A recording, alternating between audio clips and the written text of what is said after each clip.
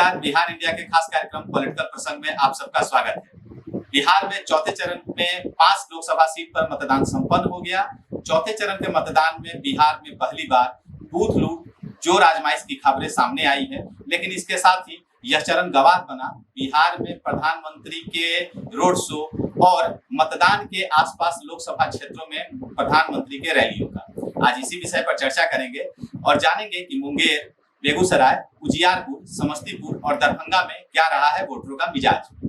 नमस्कार, मैं पीयूष रंजन झा और पॉलिटिकल प्रसंग के इस प्रोग्राम में चर्चा करने के लिए हमारे साथ मौजूद हैं राजनीतिक विश्लेषक सर्वेश कुमार जी। सर्वेश कुमार जी, आपका बहुत स्वागत है पॉलिटिकल प्रसंग के इस मंच पर। हम चर्चा करेंगे दरभंगा की। दरभंगा में अक्सर ये होता था कि ध्रुवीकरण की राजनीति हो जाती थी, हिंदू बनाम मुस्लिम हो जाती थी, लेकिन इस बार इंडिया अलायंस की तरफ से एक नया प्रयोग किया गया और ललित यादव जो उनके विधायक हैं उनको टिकट दिया गया है गोपाल जी ठाकुर के अगेंस्ट। गोपाल जी ठाकुर के बारे में वहाँ आम मतदाताओं में या बीजेपी के भी कोर जो वोटर हैं उनके अंदर भी नाराजगी काफी है, लेकिन जो अलायंस हुआ है आरजेडी के साथ, आरजेडी और वीआईपी का, उसमें भी सोशल कॉन्फ्लिक्ट काफी देखने को मिलता है। वहाँ यादव बनाम अन्य और मल्लाह बनाम यादव और मल्लाह बनाम मुस्लिम की भी वहाँ चर्चा खूब रहती है। इस सोशल कॉन्फ्लिक्ट के परिप्रेक्ष्य में भी, इस लेते हुए भी क्या रहा है सर दरभंगा का स्थिति, क्या रहा है वोटरों का मिजाज, ये भी जरूर देखना चाहिए कि खासकर कोर वोटर जो बीजेपी के हैं उनके अंदर भी एयरपोर्ट को लेके और एम्स जो बनने की प्रक्रिया है, ये सारे मुद्दे भी जो हैं काफी प्रमुखता से उठे हैं। और एक फैक्टर जो संजय झा का, कि संजय गोपाल जी ठाकुर ने नहीं तो कम से कम संजय झा ने काम कराया है, ये फैक्टर भी कई जगह बनाने की कोशिश की गई है। इस फैक्टर के साथ में आपको क्या लगता है सर, क्या रहा है दरभंगा में वोटरों का मिजाज? दो चीजें वहां से मतलब विस्तार से तो मैं विश्लेषण नहीं कर सकता, लेकिन जो वहां के बारे में सूचना है वो ये सूचना है, वहां पर भी पूरे के पूरे चुनाव को अगरा बनाम पिछड़ा का फॉर्म देने का प्रयास किया गया। और अगर इस पॉइंट ऑफ व्यू से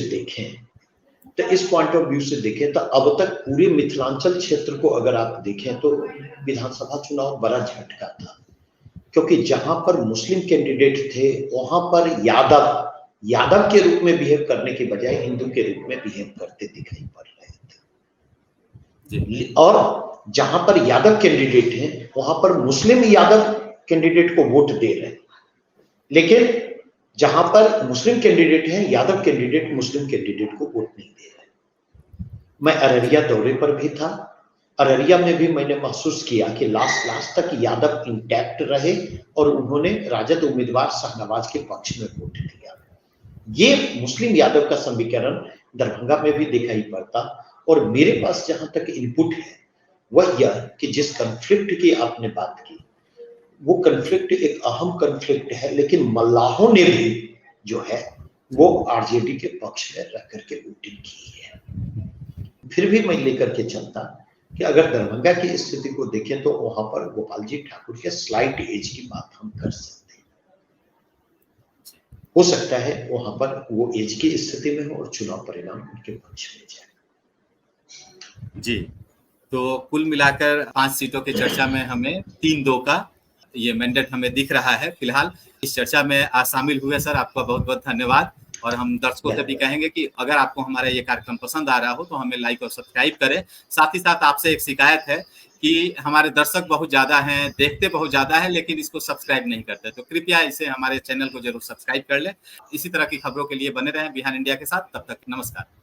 अगर आपको हमारा वीडियो पसंद आया हो तो बिहार इंडिया के चैनल को लाइक कीजिए, सब्सक्राइब कीजिए और अपने परिवार और अपने दोस्तों के साथ शेयर करना ना भूलें। साथ ही हमारा बेल आइकन भी जरूर दबाएं और हमारा चैनल ट्विटर, फेसबुक और यूट्यूब पे है, तो तीनों जगह अपना सपोर्ट जरूर दिखाएं।